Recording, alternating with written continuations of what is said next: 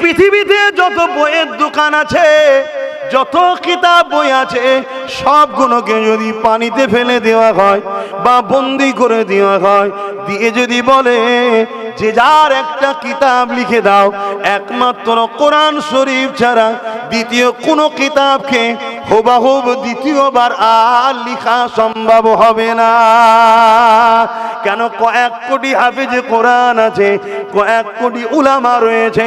হাফেজে কোরআন বলতে থাকবে, উলামা লিখতে থাকবে, হুবহুব বাবা সেই বন্দি কোরআনকে বার করে দিয়ে, লাইব্রেরি থেকে বার করিয়ে দিয়ে আবার মিলিয়ে দেখে নাও, হুবহুব হয়ে যাবে। এটাই হলো কোরআনের একটা বড় মুজিজা।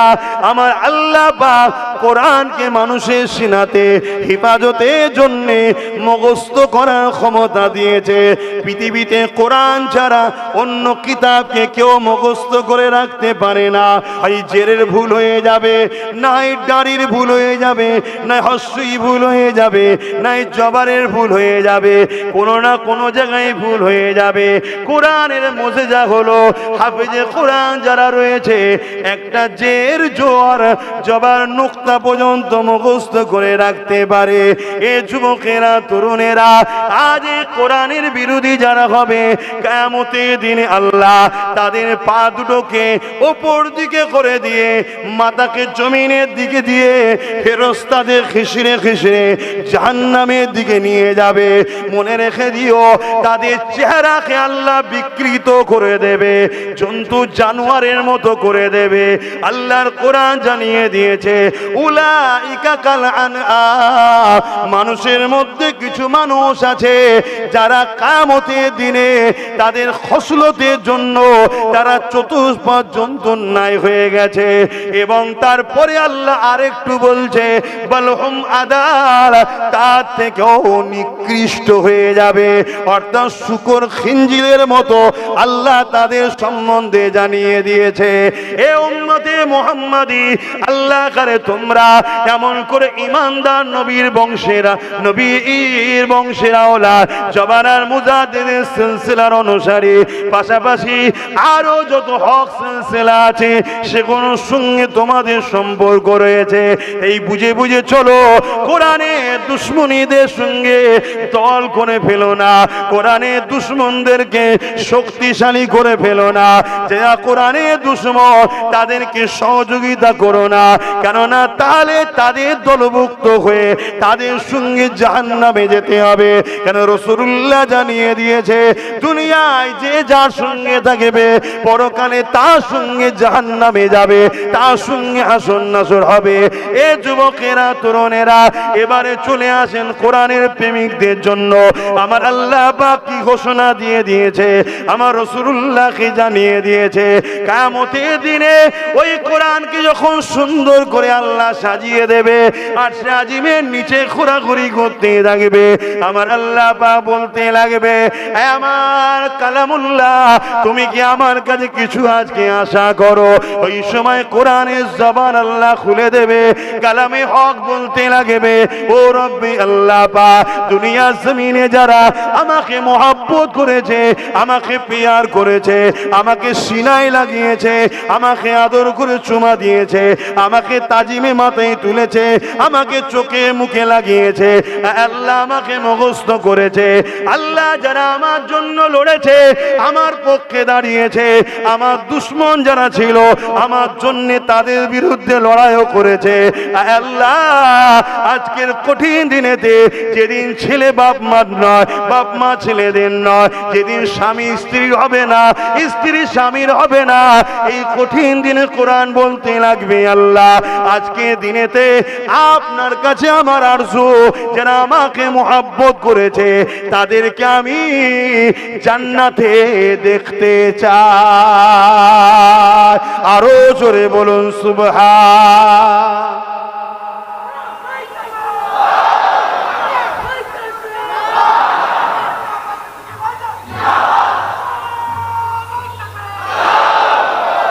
আল্লাহ যদি প্রশ্ন করে ময়দানে মাশরে, ওরে আমার বান্দা বান্দিরে, আমি আল্লাহ তোদেরকে দুটো হাত দিয়েছিলাম, এই হাত দিয়ে আমার জমিনের উপরে কি করেছি বল, এই হাত দিয়ে তোরা কি করেছি বল, বলেন তো আজকে আমি আপনি কি জবাব দিতে পারবো? এই হাত দিয়ে কি আল্লাহ দিনের জন্য কাজ করেছি? হাত তো আল্লাহ দিয়েছে গরিব দুঃখীকে সেবা করার জন্যে, হাত তো আল্লাহ দিয়েছে মা বাপের সেবা করার জন্যে, হাত তো আল্লাহ দিয়েছে হালাল ইনকাম করার জন্যে, হাত তো আল্লাহ দিয়েছে আল্লাহর ঘরকে তৈরি করার জন্যে, মসজিদ মাদ্রাসাকে বানাবার জন্যে। এই হাত আল্লাহ পা দিয়েছে এতিম গরিব বিধবাদের উপরে কোন জালিম যদি জুলুম করে, এই হাত দিয়ে তাদের বিরুদ্ধে লড়াই করার জন্যে আল্লাহ পাক তুই হাত দিয়েছে। সাহাবা হুজুররা লড়াই করেছে গরিবের পক্ষে দাঁড়িয়ে, সাহাবা হুজুররা লড়াই করেছে এতিমের পক্ষে দাঁড়িয়ে, সাহাবা হুজুররা লড়াই করেছে মুসলিমের পক্ষে দাঁড়িয়ে, সাহাবা হুজুররা লড়াই করেছে অসহায় দুঃখীদের পক্ষে দাঁড়িয়ে। এ যুবকেরা, তরুণেরা, বাপেরা, কিয়ামতের দিনে আল্লাহ যদি জিজ্ঞাসা করে, ওরে আমার বান্দা বান্দিরে, আমি আল্লাহ হাত দিয়েছিলাম, এই হাত দিয়ে তোরা আমি আল্লাহ আমার কাছে চাইবি, এই হাত দিয়ে তোদের যখন দোয়া লাগবে আমি আল্লাহ আমার কাছে চাইবি, এই হাত দিয়ে তোরা আমি আল্লাহ আমার দিনের পক্ষে থাকবি, আমি আল্লাহ হাত দিয়েছি, এই হাত দিয়ে তোদের উচিত ইনসাফের ঝান্ডাকে তোলা, ন্যায়ের ঝান্ডাকে তোলা, মানবতার ঝান্ডাকে তোলা। তা না করে বান্দা তোরা এই হাত দিয়ে যারা ইসলামের দুশ্মন, গরিবদের দুশ্মন, মানবতার দুশ্মন, সমাজ বিরোধী, চোর ডাকাত খুনি চরিত্রহীন জালিম, তাদের ঝান্ডা ধরে কেন ঘুরিয়েছিলি বল? আজকে দিনে আমি আল্লাহ আমার কাছে জবাবটা দে। জবাব কি দেবেন? আছে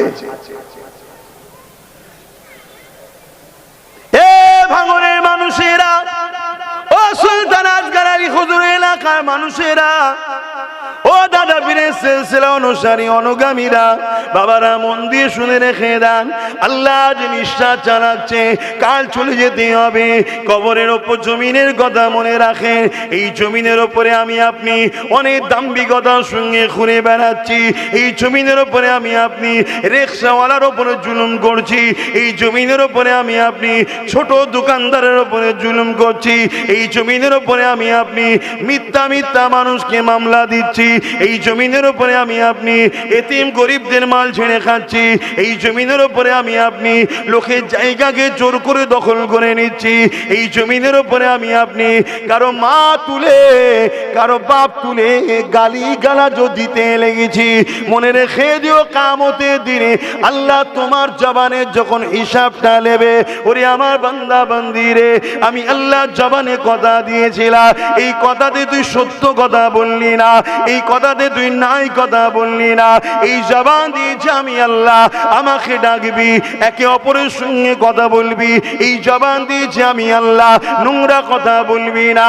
ওরে আমার বান্দা বান্দিরে, কিন্তু জমিনের উপরে তোকে আমি তাকত দিয়েছিলাম, তোকে আমি ক্ষমতা দিয়েছিলাম, তুই ক্ষমতা নিয়ে আমার বিরুদ্ধে চারণ করেছিলি। তোরা কি ভুলে গিয়েছিলি ফেরাউনকে আমি মিশরের রাজা বানিয়েছিলাম? ওই মিশরের রাজাকে আবার আমি আল্লাহ কিভাবে ধ্বংস করে দিয়েছিলাম? তোরা কি ভুলে গিয়েছিলি আমি আল্লাহ নমরুদকে রাজত্ব দিয়েছিলাম? ওই নমরুদকে আমি আল্লাহ আবার কিভাবে ধ্বংস করে দিয়েছিলাম? তোরা কি ভুলে গিয়েছিলি চিঙ্গিস খানের নাম শুনলে দুনিয়া পুরো আতঙ্কে থাকতো? ওই চিঙ্গিস খানকে আমি আল্লাহ কিভাবে মেরেছিলাম? তোরা কি ভুলে গিয়েছিলি সামান্য সামান্য ক্ষমতা পেয়ে আমি আল্লাহ আমার জমিনের উপরে ফিতনা করেছি, আমি আল্লাহ আমার জমিনের উপরে আমার বান্দা বান্দির উপরে জুলুম করেছি।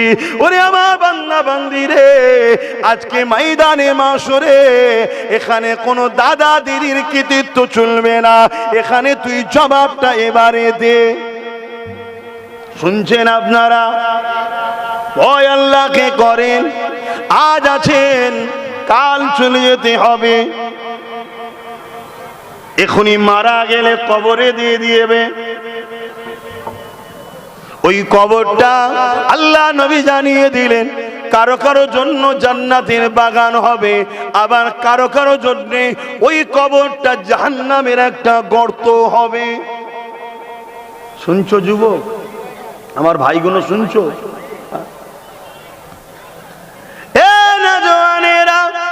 এর মানে এটা বলছি না যে কারবার বন্ধ করে দাও, দোকানদারি বন্ধ করে দাও, আর এমন করে মসজিদে গিয়ে তসবিহ নিয়ে বসে যাও, আল্লাহ আল্লাহ আল্লাহ আল্লাহ করো, এটা আমি বলছি না। দুনিয়াদারি করতে হবে, কারবারও করতে হবে, ব্যবসাও করতে হবে। এক কথায় আমার রাসূলুল্লাহ হলেন আমাদের জন্য মডেল। আল্লাহ কোরআনে জানিয়ে দিলে, লাকাদ কানা লাকুম ফি রাসূলিল্লাহি উসওয়াতুন হাসানাহ। দুনিয়ার অন্য কাউকে মডেল বানালে হবে না, সব থেকে উত্তম মডেল হলো মুহাম্মদ রাসূলুল্লাহ। আমার নবী যা শিখিয়েছে তাই করো। ধর্মনীতিকে যেমন শিখতে হবে, সমাজনীতিকে জানতে হবে। কেন আমার নবী পাক ধর্মনীতি যেমন শিখিয়েছে, সমাজনীতি শিখিয়েছে, রাষ্ট্রনীতি শিখিয়েছে, রাজনীতিও শিখিয়েছে, সম্প্রীতি নীতি শিখিয়েছে, মানব বন্ধন নীতি শিখিয়েছে। এ যুবকেরা, তরুণেরা, বাপেরা, আমার রাসূলুল্লাহ যা শিক্ষা দিয়েছে সবটা তোমাকে আমাকে নিতে হবে। যাই করি না কেন মুহাম্মদ রাসূলুল্লাহকে মডেল বেনে চলতে হবে। শুনছেন বাপ ভাইরা? আজ আমার অনেক ভাই দেখছি এখনো চতুর্দিকে দাঁড়িয়ে দাঁড়িয়ে শুনছে। আমি জানি না তাদের কি সমস্যা আছে, আমি জানি না, কিন্তু আপনারা যারা বসেছেন, আপনারা আমার কথা মাইকের আওয়াজে বুঝতে পাচ্ছেন তো নাকি? আলহামদুলিল্লাহ, মজলিস আল্লাহ করে সুন্দর মানিয়ে গেছে। দেখুন না, একবার তাকবীর হয়ে যাক, নারে তাকবীর। আরে হাত তুলে বলুন নারে দিবেন, নারে দিবেন। দ্বীন ইসলাম, কুরআন ও সুন্নাহ, কুরআন ও সুন্নাহ, নারে দিবেন। কোরআনের দুশমন আছে না নাই? কথা বলেন, আপনারা কি কোরআনের দুশমন? দুশমনদের সাথী? হ্যাঁ, কোরআনের দুশমনি করে কেন? অথচ তামাম পৃথিবী জুড়ে কোরআনকে নিয়ে যে রিসার্চ হয়, অন্য কোন পুস্তক, বই, কিতাবকে নিয়ে এত রিসার্চ হয় না। তামাম পৃথিবী জুড়ে বছরে কয়েক মিলিয়ন বিলিয়ন ডলার টাকা খরচ করে কোরআন নিয়ে রিসার্চ চলছে, যাতে করে কোরআন থেকে একটা ভুল বার করা যায়। হে আমার যুব সমাজ, হে আমার আম্মা বোনেরা, ভাইয়েরা, বাপেরা, মন দিয়ে শোনেন। আল্লাহ রসুল বিদায় নেবে, নবী আমার জানালেন, আমি আপনাদের কাছে রেখে যাচ্ছি তিনটে জিনিস: কিতাবুল্লাহ আল্লাহর কোরআন, সুন্নতে রাসূলি আমি নবী আমার সুন্নত, 3 নম্বর হলো আহলে বাইতে আমি নবী আমার আহাল আমার পরিবার। প্রথম নম্বর হলো কোরআন, কিতাবুল্লাহ। এই কোরআনকে নিয়ে ইংল্যান্ডের বুকে এক পত্রিকা লেখক 20 বছর ধরে ইসলাম ও কোরআনের বিরোধী করেছিল। একদিন তার হাতে একটা ইংলিশে ট্রান্সলেশন কোরআন চলে আসলো। সে সেই কোরআনকে পড়তে শুরু করলো। পরবর্তীতে সে লিখতে শুরু করেছে, 1 পৃষ্ঠা পড়ি, 2য় পৃষ্ঠা পড়ি, অন্য কাজ আছে, কিন্তু কোরআন আমাকে উঠতে দিচ্ছে না। আমি ইসলাম ধর্মের ঘরের ছেলে নই, কোরআনের বিরোধী ছিলাম, কিন্তু কোরআন কোরআন পড়তে পড়তে পড়তে একটা দিন আমি নিজে আজ লিখছি, কোরআন কোন মানুষের বাণী নয়, কোরআন হলো মহান স্রষ্টার বাণী। কোরআনের ভুল বার করতে গিয়েছিলাম, কিন্তু আমি নিজে বুঝতে পেরেছি কোরআনের ভুল নাই, আমার ভুল আছে। আমি কোরআন না মেনেছিলাম, আজ আমি সাক্ষী দিচ্ছি আমি কোরআনকে আল্লাহর কিতাব বলে মেনে নিলাম। জোরে বলুন, আরো জোরে বলুন, নারে দিবে, নারে দিবে। কোরআন ও সুন্নাহ, কোরআন ও সুন্নাহ ভাঙার বাঁশি, নারে তাকবীর। আজকে সেই কোরআন, বসেন বসেন, আজকে সেই কোরআন সেদিন থেকে নিয়ে আজকে পর্যন্ত মিটাবার ষড়যন্ত্র চলছে না চলে না? হ্যাঁ কি না বলুন? কিন্তু যারা কোরআনকে মিটাতে চায় তাদের সঙ্গে আবার দল করব, আবার বলবো কোরআনকেও বাঁচাবো, এটা মুনাফিকি হবে না হবে না? জোরে বলুন। আজকে নিশ্চয়ই ভাষাটা আপনারা শুনেছেন, কেউ বলেছে কোরআন শেষ হয়ে যাবে আমার উন্নতি শেষ হবে না। ঠিকই বলেছে না ভুল বলেছে? সে কোরআনের পক্ষে না দুশ্মন? তা কোরআনের দুশ্মনের সঙ্গে সাথ দেওয়া যাবে? জোরে বলুন। আর কোরআনের দুশ্মনের যে সাথ দেয় তার নামের আগে পিছনে মোহাম্মদ মোল্লা যাই থাকুক, সে কি ইসলামের মধ্যে আছে মনে হয়? কথা মাথায় ঢুকছে না? ঢোকে না? কিয়ামতের দিনে কোরআনকে যারা ভালোবাসে তাদের কি লাভ হবে? একটু মন দিয়ে শোনেন। এ কোরআনের প্রেমিকরা শুনবে না শুনবে না? হাত তুলে বলো কারা শুনতে চাও, হাত তুলে রাখো, হাত নামিয়ে দাও। মনে রেখে দিও কিয়ামতের দিনে এত কঠিন দিন হবে যেদিন মাথার এক বেগটা এক হাত উপরে আল্লাহ সূর্যকে নামিয়ে দেবে। ওই দিনেতে কোনো রকম ছায়া থাকবে না। খুব ভালো করে শোনো, আরশ আজিমের ছায়া ছাড়া অন্য কোনো ছায়া থাকবে না। ওই কিয়ামতের দিন এত কঠিন হবে, বাপ ছেলের হবে না, ছেলে বাপের হবে না, মা মেয়ের হবে না, মেয়ে মায়ের হবে না, স্বামী স্ত্রী হবে না, স্ত্রী স্বামীর হবে না, কেউ কারো হবে না। ওই কিয়ামতের দিনেতে আল্লাহ লাউহে মাহফুজে যে কোরআন রয়েছে, ওই কোরআনকে দীর্ঘ 23 বছর ধরে আমার রাসূলুল্লাহর উপরে আল্লাহ নাজিল করেছে। ওই কোরআনকে আল্লাহ এমন করে সুন্দর করে সাজিয়ে দেবে, ওই কোরআন আল্লাহ পাকে আরশ আজিমের নিচেতে আল্লাহর কুদরতি ক্ষমতাতে হাঁটাহাঁটি করতে থাকবে। শুনছো তো নাকি? শুনছো? প্যান্ট শার্ট পরা, মাথায় টুপি নেই, দাড়ি চাচা, ভুল করেছো, নামাজ কাজা করেছো, টিভি দেখেছো, গান শুনেছো, ফাংশনে গেছো, যাত্রায় গেছো, এই তোরা কাফের নয়, গুনাহগার।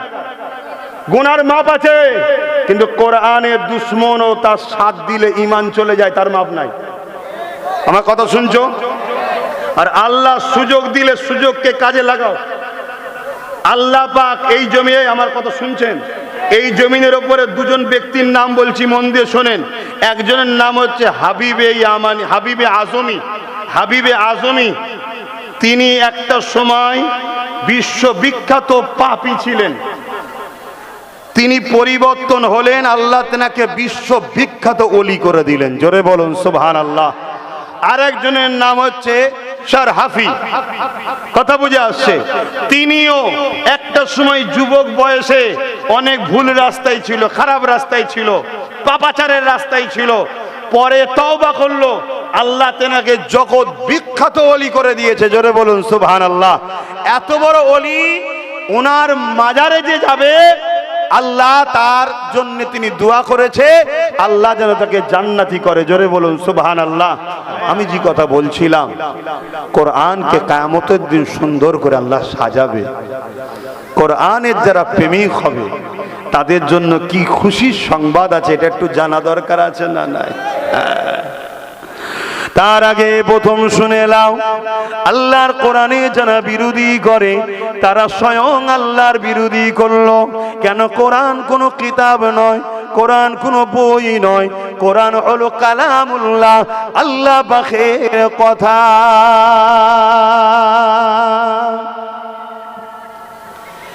এ নওজওয়ানেরা, এই পৃথিবীতে যত বইয়ের দোকান আছে, যত কিতাব বই আছে, সবগুলোকে যদি পানিতে ফেলে দেওয়া হয় বা বন্দি করে দেওয়া হয়, দিয়ে যদি বলে যে যার একটা কিতাব লিখে দাও, একমাত্র কোরআন শরীফ ছাড়া দ্বিতীয় কোনো কিতাবকে হুবহু দ্বিতীয়বার আর লেখা সম্ভব হবে না। কেন কয়েক কোটি হাফেজে কোরআন আছে, কয়েক কোটি উলামা রয়েছে। হাফেজে কোরআন বলতে থাকবে, উলামা লিখতে থাকবে, হোবাহো বাবা সেই বন্দি কোরআনকে বার করে দিয়ে, লাইব্রেরি থেকে বার করিয়ে দিয়ে আবার মিলিয়ে দেখে নাও, হুবাহুব হয়ে যাবে। এটাই হলো কোরআনের একটা বড় মুজিজা। আমার আল্লাহ পাক কোরআনকে মানুষের সিনাতে হেফাজতের জন্য মুখস্থ করার ক্ষমতা দিয়েছে। পৃথিবীতে কোরআন ছাড়া অন্য কিতাবকে কেউ মুখস্থ করে রাখতে পারে না। হয় জেরের ভুল হয়ে যাবে, নাই দাড়ির ভুল হয়ে যাবে, নাই হস্যই ভুল হয়ে যাবে, নাই জবারের ভুল হয়ে যাবে, কোনো না কোনো জায়গায় ভুল হয়ে যাবে। কোরআনের মুজিজা হলো হাফেজে কোরআন যারা রয়েছে একটা জের জোয়ার জবার নুক্তা পর্যন্ত মুখস্থ করে রাখতে পারে।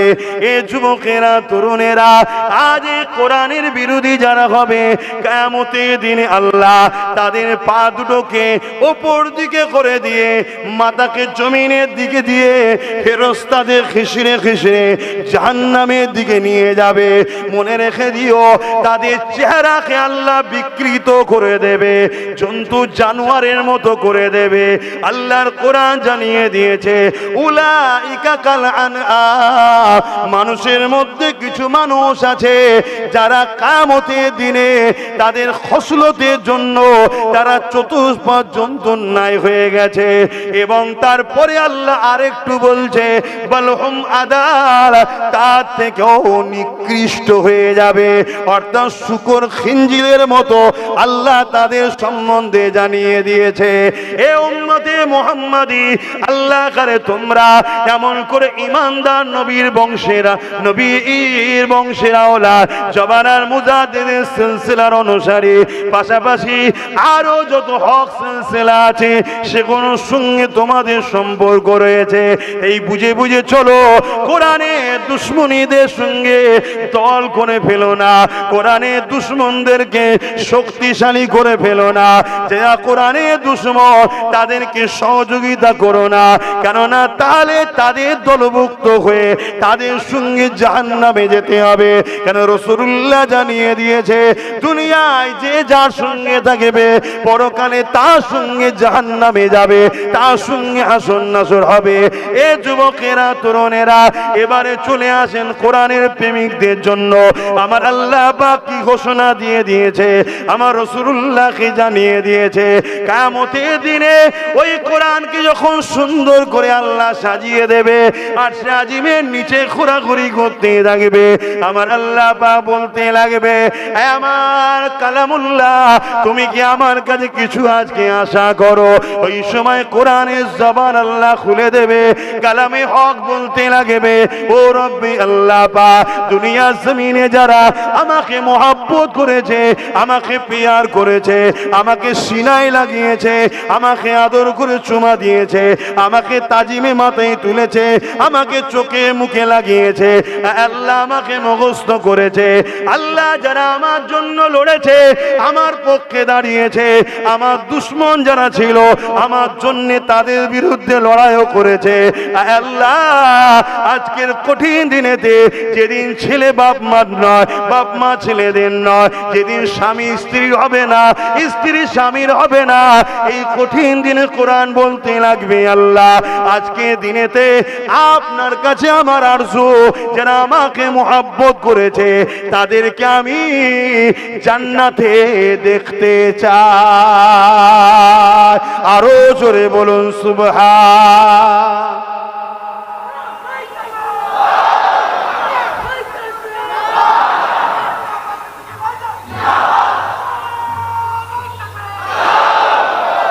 দুনিয়াটাই সবকিছু। কালকে সূর্য উঠবে আপনারা কেউ বলতে পারবেন? গ্যারান্টিতে আমি উঠবো? বলে আপনি আমার কোরআনের বিরুদ্ধে আসুন, আপনাকে আমি 2 কোটি টাকা দেবো। কেউ যদি অফার দেয়, আপনি কোরআনের বিরুদ্ধে যে 2 কোটি টাকা নেবেন? নেন না। 2 কোটি নিয়ে ঘরে ঢুকবেন, বুকে পেন উঠলো, হার্ট অ্যাটাক করে মারা গেলেন, আপনার ঠিকানা কোথায়? কথা বলেন, কথা বলেন। একটু হুশ করে কাজ করো।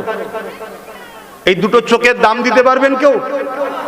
এই 2টো চোখের 13 দুগুণে 26,000 কোটি লেন্স আছে।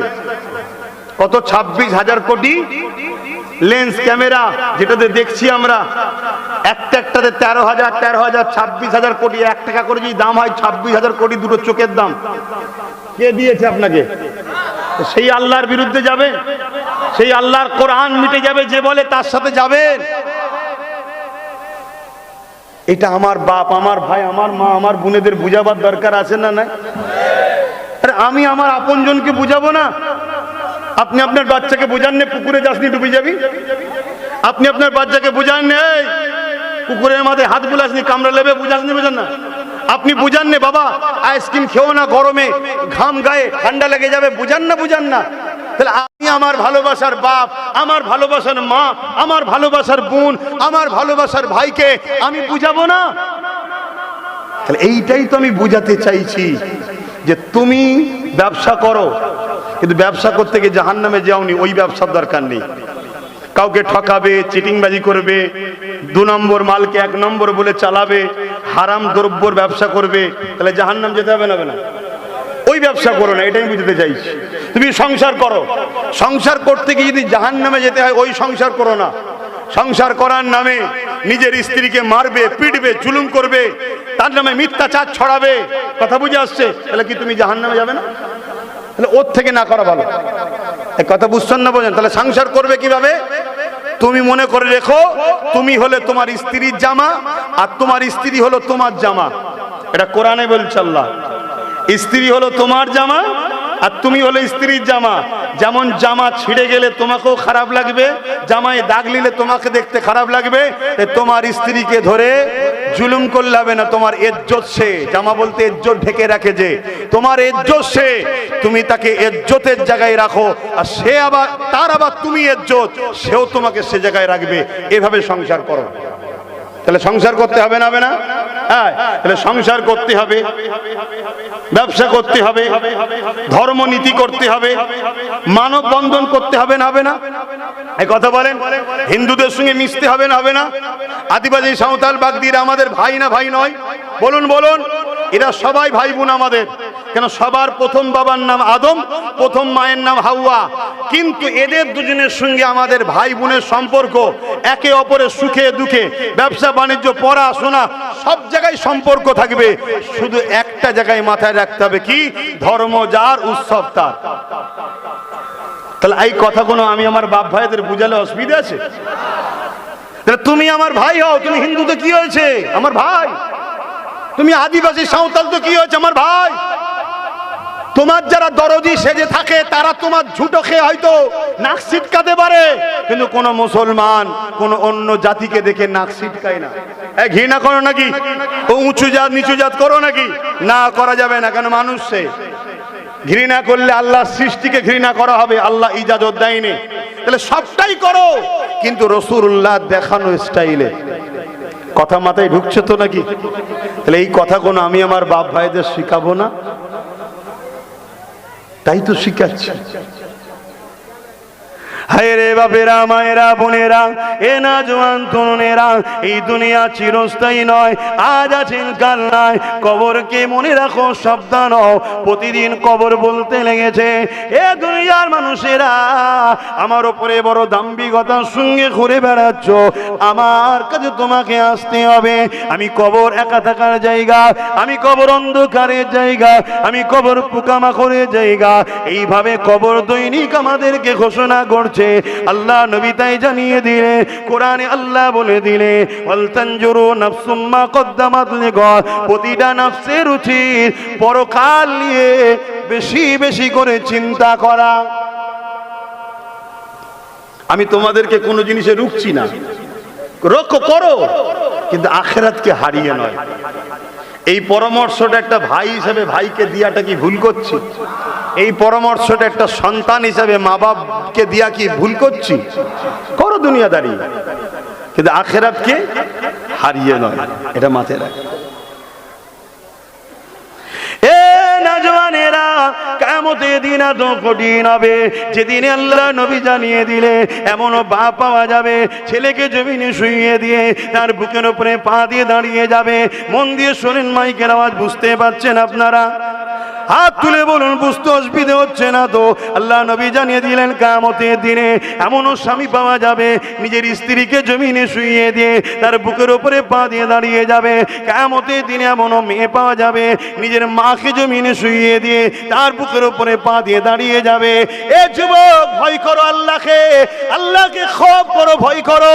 আজ তোমার রক্তের গরম আছে, যা খুশি তাই করে বেড়াচ্ছ।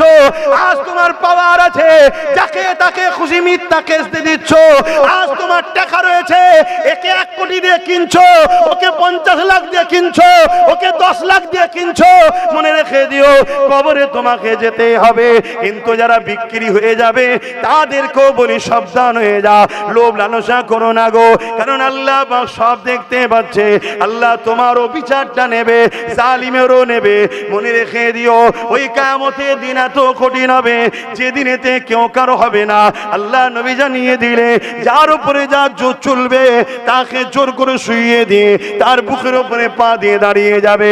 সাহাবা হুজুররা কাঁদতে লাগলে, ইয়া রাসূলুল্লাহ, হাবিবাল্লাহ, এই রকম দেখানো হবে। আল্লাহ নবী জানিয়ে দিলে ওই কিয়ামতের দিনেতে লোহা যেমন আগুনে দিলে লাল হয়ে যায়, জমিনটা পুড়ে পুড়ে লাল হয়ে যাবে। কেন জমিনটা পুড়ে লাল হয়ে যাবে? বর্তমান সূর্য কোটি কোটি মাইল দূরে রয়েছে। এই সূর্যের তাপেতে দিনের বেলা তোমার আমার ঘাম বাইর হয়ে যাচ্ছে, সহ্য করা যাচ্ছে না। সেদিন সূর্য মাথা রাখবে দা ইখতিলাফ উপরে আল্লাহ নামিয়ে দেবে। আমার আম্মা জানেরা, আমার বোনেরা, মন দিয়ে শোনো, সামান্য ভিক্ষা নিতে গিয়ে নিজের বাচ্চার তো ভবিষ্যৎ নষ্ট হয়ে গেছে, আর দিনের দুশ্মনীটা যেন না হয়ে যায়। তাই মনে রেখে দেবে ওই দিন সূর্যের 12 গুণ তাপ বেরিয়ে দেবে। ওই তাপেতে জমিনটা পুড়ে পুড়ে লাল হয়ে যাবে। ওই জমিনে মানুষ দাঁড়াতে পারবে না। যার উপরে যা জোর চলবে তাকে জোর করে দিয়ে ওই জমিনের উপরে শুইয়ে দিয়ে তার বুকের উপরে মানুষ দাঁড়িয়ে যাবে। এ যুবকেরা, এই তরুণেরা, ওই দিনে তোমার আমার কি দশা হবে? হ্যাঁ, ওই দিনে তুমি যদি কোরআনের পক্ষে দাঁড়াও, রাসূলুল্লাহর পক্ষে দাঁড়াও, দ্বীনের পক্ষে দাঁড়াও, হালকা বয়সে ভুল হয়ে গেছে, আল্লাহ পাকের কাছে ক্ষমা চেয়েছো, মাফ করে দেবে। কিন্তু দ্বীনের দুশ্মনী করো না, কোরআনের দুশ্মনী করো না, রাসূলুল্লাহর দুশ্মনী করো না। মনে রেখে দিও ওই কিয়ামতের দিনেতে আমার আল্লাহ, তিনি রহমান রহিম, নবী পাকের শাফাআতের বিনিময়ে তোমাকে নাজাতের দরজা খুলে দেবে। আরো জোরে বলুন সুবহান।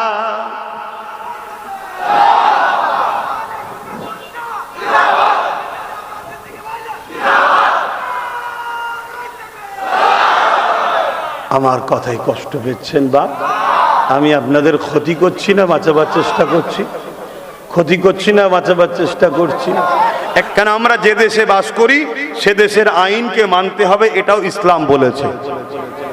দেশকে ভালোবাসা, এটাও ইসলামের হুকুম। জোরে বলুন সুবহানাল্লাহ। শোনো, যে দেশের সঙ্গে গাদ্দারি করবে, যে দেশের সঙ্গে দুশ্মনী করবে, দেশের আমানকে নষ্ট করবে, সে উম্মতে মুহাম্মাদি প্রকৃত রাসূলুল্লাহর উম্মত হতে পারল না। কারণ আমার নবী মাতৃভূমির জন্য কেঁদেছে, আমার নবী মাতৃভূমির আমানের জন্য লড়েছে, আমার নবী মাতৃভূমিকে ভালোবেসেছে। আমার নবীর মাতৃভূমির নাম হলো মক্কা, আর আমাদের মাতৃভূমির নাম হলো ভারতবর্ষ। বলুন জিন্দাবাদ। তাহলে দেশের সঙ্গে যে গাদ্দারি করবে সে প্রকৃত মুসলমান হলো না। কথা মাথায় ঢুকছে? হ্যাঁ। কিন্তু কেউ যদি আমাদের মধ্যে থাকে, তাকে চিনা দরকার আছে না নাই? কেন মুনাফিক যদি চিনতে না পারো অসুবিধা আছে? কথা বুঝে আসছে? তাহলে আজকে বলো কি চলছে?